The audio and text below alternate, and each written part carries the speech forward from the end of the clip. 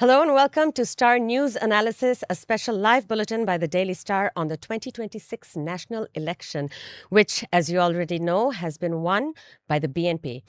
We'll be talking about the election, the results, and much more. You can watch us live on the Daily Star's Facebook page and YouTube channel.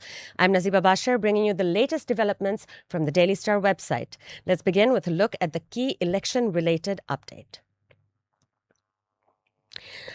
We first have a reactionary piece, which is a clean vote but a harder task ahead.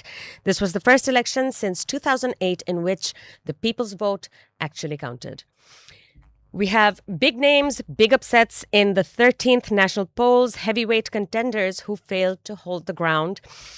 Regional leaders congratulate Tariq Rahman after BNP's resounding win. South and Southeast Asian leaders hail the mandate and reaffirm ties with Bangladesh.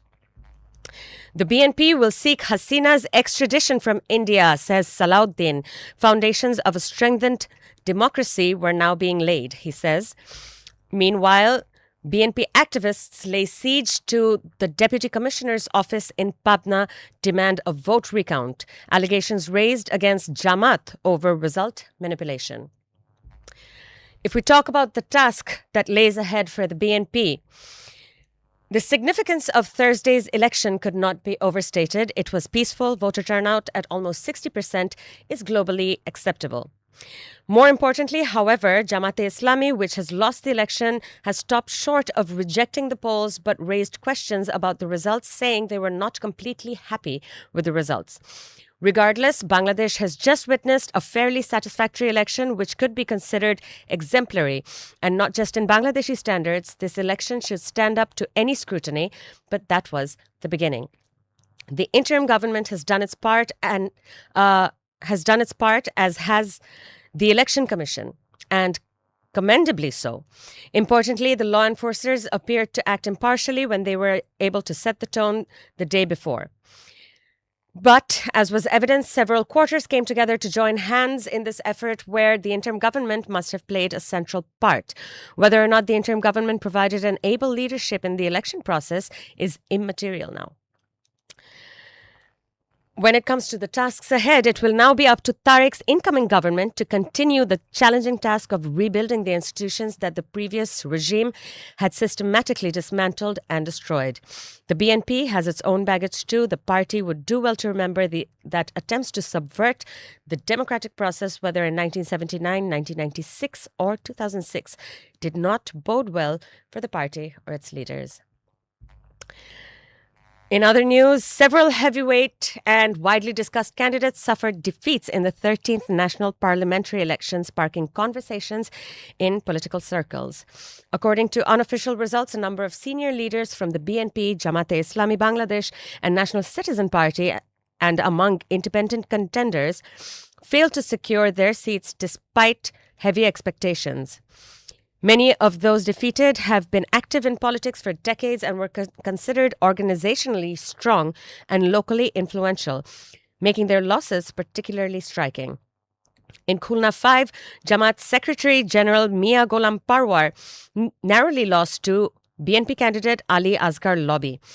Parwar received 146,246 votes, while Lobby secured 148,854, winning by just 2,608 votes.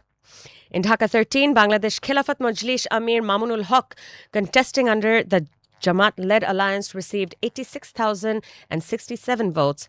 BNP-backed candidate Bobby Hajjaj won with 88,387 votes, a margin of just 2,320. In Cox's Bazar 2, Jamaat Assistant Secretary General Hamidur Rahman Azad suffered a heavy defeat to BNP candidate Mahfuzullah Farid by more than 35,000 votes. The large margin surprised many as Azad, a former lawmaker and long-time local power figure. In Chapai Nawabganj 3, BNP's multiple-term MP Harunur Rashid lost to Jamaat leader Nurul Islam, a former president of Islami Chhatra Shibir. Rashid had also won the controversial 2018 election, making this defeat a major upset. Rashid got 1,27,037, while Jamaat candidate Nurul got 1,89,640 votes. In Dhaka 16, BNP Dhaka North convener MD Aminul Haq lost to Jamaat candidate Mohammad Abdul Batin by 3,361 votes. In Dhaka 8, NCP's prominent candidate Nasiruddin Patwari received 54,127 votes, while BNP's Mirza Abbas won with 59,366. In Dhaka 9, the much-talked-about independent candidate Tasnim Jara received 44,684 votes, while BNP's Habibur Rashid secured a landslide victory with 1,11,212 votes. Meanwhile, regional leaders have congratulated Tariq Rahman. Leaders from across South and Southeast Asia have extended felicitations to BNP chairperson Tariq Rahman following his party's resounding victory in the 13th national election. Malaysian Prime Minister Anwar Ibrahim described the results as a triumph of democracy, noting that the Bangladeshi people, having navigated a period of extraordinary challenges, have spoken clearly at the ballot box. Pakistan President Asif Ali Zardari congratulated Tariq Rahman on BNP's landslide victory and praised the Bangladeshi people for conducting successful and peaceful polls, reaffirming Pakistan's commitment to democratic partnership and shared progress. Sri Lankan President Anura Kumara Dissanayake highlighted the trust placed in Tariq Rahman by Bangladeshi voters and expressed eagerness to strengthen bilateral relations. Similarly, Nepalese Prime Minister Sushila Karki described the outcome as a remarkable victory and looked forward to closer cooperation with Bangladesh. From Maldives, President Dr. Mohammad Muizzu lauded BNP's electoral success and expressed optimism for deepening long-standing friendship and cooperation. Bhutanese Prime Minister Tshering Tobgay echoed similar sentiments. West Bengal Chief Minister Mamata Banerjee addressed Bangladeshis as her brothers and sisters, while Indian National Congress President Mallikarjun Kharge highlighted the historical, linguistic and cultural bonds shared by India and Bangladesh, reiterating India's support for a democratic, progressive and inclusive Bangladesh for regional stability and peace. In other news, BNP will seek Hasina's extradition. BNP Standing Committee member Salahuddin Ahmed today said that his party will formally urge India to extradite ousted Prime Minister Sheikh Hasina to Bangladesh to stand trial. Speaking to reporters in front of the BNP office in Dhaka's Gulshan at 3 p.m. today, he said, "We will press for her Hasina's extradition in accordance with the law. It is a matter between the Foreign Ministry of Bangladesh and the Foreign Ministry of India. We will urge the government of India to send her back to face trial." The BNP leader further said that the country had witnessed an inclusive election, asserting that the people had delivered their verdict through a mass uprising. Salahuddin, who has been declared the unofficial winner from the Cox's Bazar 1 constituency, said the foundations of a strengthened democracy were now being laid.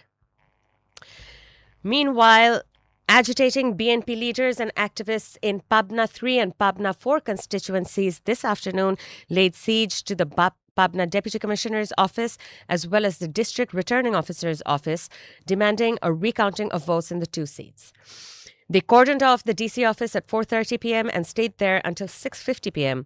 In both constituencies, Jamaat-e-Islami nominated candidates secured win in the 13th national election held yesterday, defeating two heavyweight BNP leaders by very little difference.